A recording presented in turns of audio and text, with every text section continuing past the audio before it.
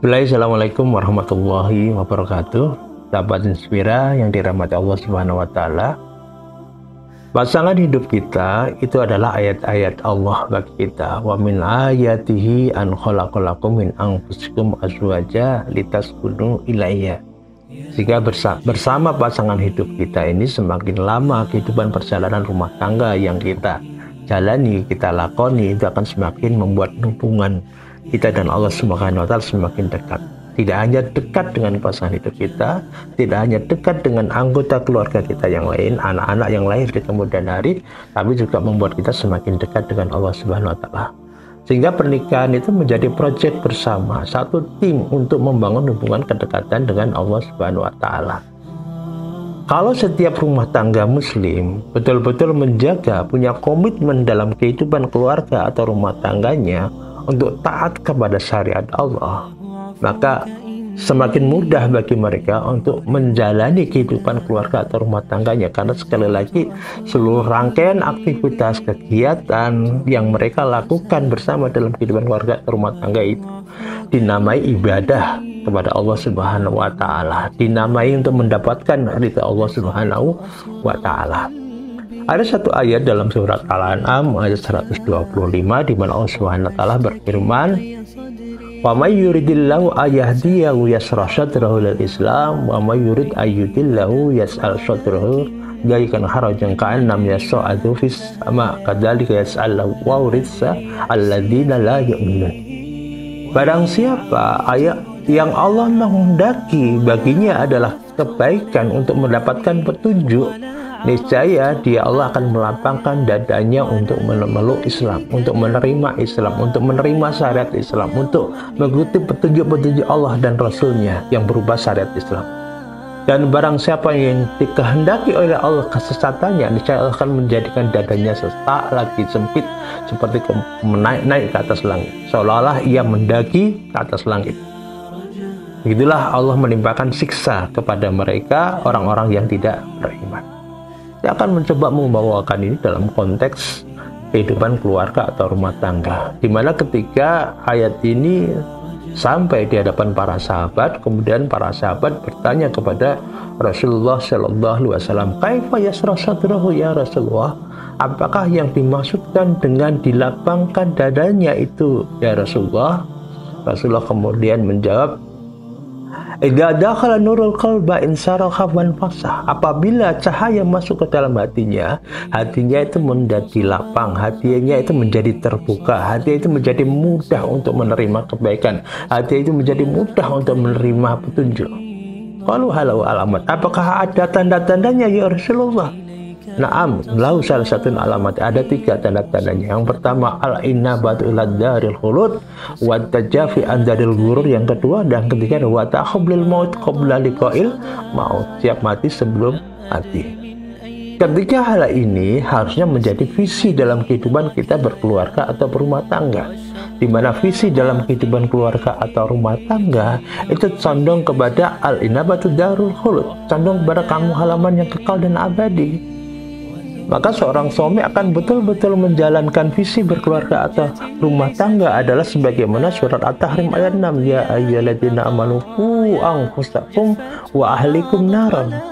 Dia akan fokus perhatiannya adalah bagaimana menjaga dirinya dan keluarganya dari jilatan api neraka.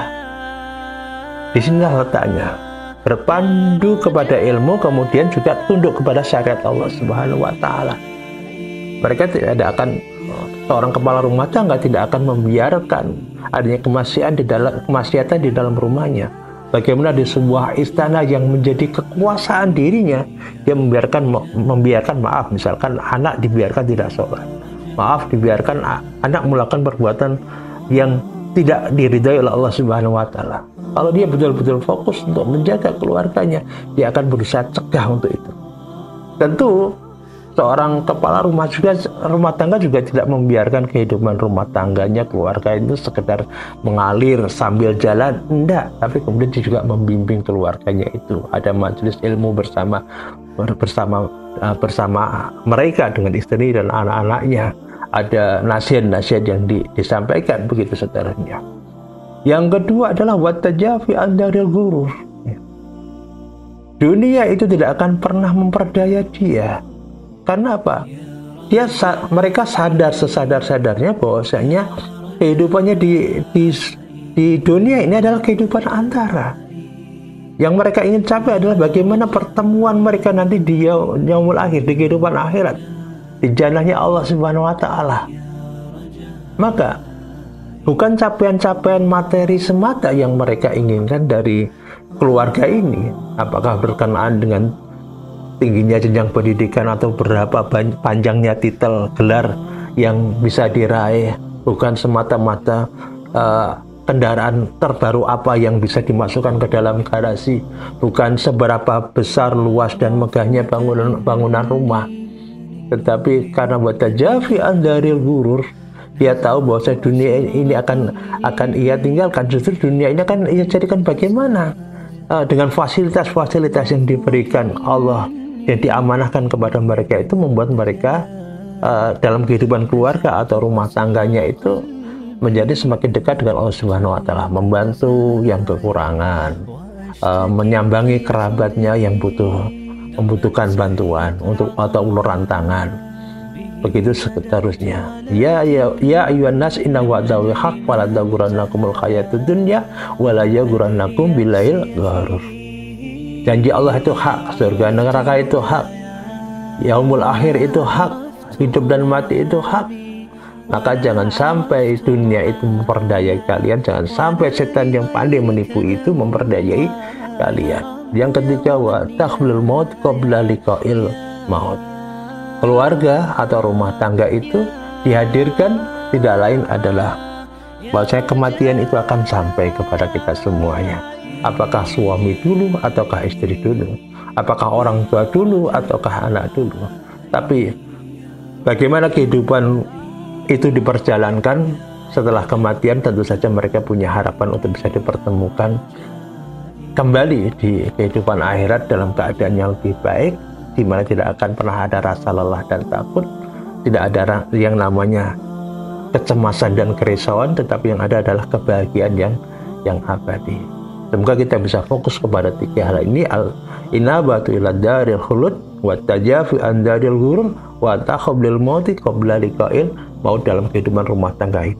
Condong kepada kampung halaman yang kekal dan abadi, menjauh dari kampung halaman yang penuh tipu daya, kemudian mempersiapkan mati sebelum kedatangannya.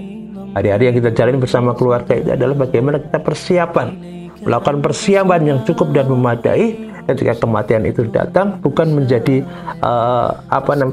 waktu yang terakhir kita bertemu dengan anggota keluarga, tapi justru itu menjadi permulaan dan harapan kita bisa ketemu lagi dengan anggota keluarga kita, dengan pasangan hidup kita, dengan anak-anak kita. Bayangkan kalau kita semuanya keluarga ini fokus kepada untuk capaian ini, ya, maka akan jauh lebih mudah untuk menjalani hari-hari kehidupan berkeluarga atau berumah tangga. Mudah memaafkan, mudah menerima kekurangan pasangan, karena fokusnya nanti bisa ketemu lagi di kehidupan akhirat di jannahnya Allah Subhanahu wa taala. Semoga Allah menolong kita semuanya, keluarga kita, dan menjaga keluarga kita senantiasa dalam perlindungannya. Assalamualaikum warahmatullahi wabarakatuh. Ya Raja